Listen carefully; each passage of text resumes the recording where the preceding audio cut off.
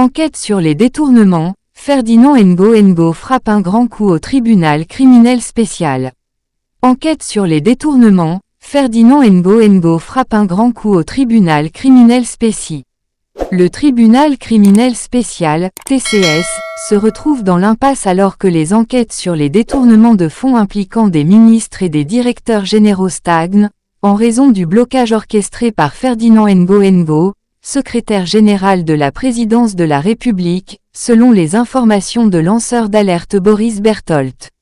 La présidente du TCS, Annie-Noël Baounoui-Batang, voit ses efforts anéantis alors que les enquêtes peinent à progresser.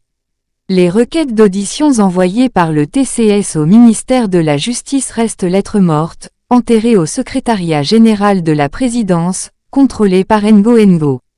Parmi les enquêtes en suspens, l'affaire PORTSEC, les détournements massifs à Camtel, impliquant notamment la directrice générale Judith Yassundé, ainsi que l'affaire des 55 ponts métalliques et les fonds Covid-19 sont mentionnés. La tension culmine autour de cette dernière enquête, déclenchant un affrontement entre Ngo et le TCS, avec un mandat d'amener délivré contre lui en octobre 2022. Ngo, en poste depuis près de 13 ans, a consolidé son pouvoir en nommant une grande partie du gouvernement et des directeurs généraux des sociétés d'État. Cette position lui confère une influence considérable, lui permettant de protéger ceux qui contribuent à ses ambitions présidentielles, au détriment de la justice et de la transparence financière. Cette situation met en lumière les failles du système politique camerounais, où les intérêts personnels prévalent sur l'intégrité publique. Les magistrats du TCS, pourtant chargés de lutter contre la corruption, se retrouvent impuissants face à un système qui favorise l'impunité et la protection des intérêts privés.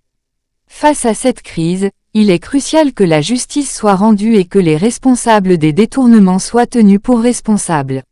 L'avenir de la démocratie au Cameroun dépend de la capacité du système judiciaire à résister aux pressions politiques et à garantir la reddition de comptes pour tous, indépendamment de leur statut ou de leur influence.